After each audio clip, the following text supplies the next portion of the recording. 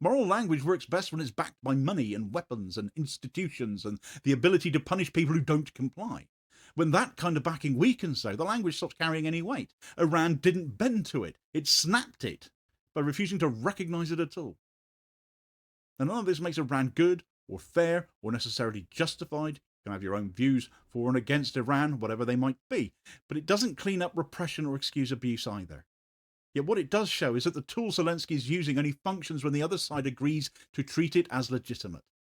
Once that doesn't happen, the language stops sounding persuasive and starts sounding threatening instead. And at that point, it doesn't calm situations down, it provokes them.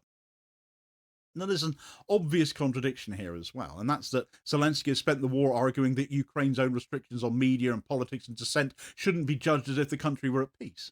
His allies have accepted that argument because Ukraine's under threat, but when he talks about Iran, he drops that logic totally. He judges Iran as if context doesn't matter anymore, as if the sanctions and the pressure and the past interference doesn't exist. Never happened, even though Iran is very much still under constant external threat as well. It's just in this case from the same people who happen to fund Zelensky.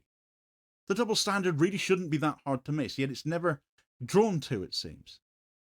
Ukraine asks for understanding because of its situation. Iran is denied the same consideration. Iran's response doesn't explain this contradiction in detail, but it doesn't need to. By mocking Zelensky instead of debating him, it used that symmetry against him without having to lay it all out.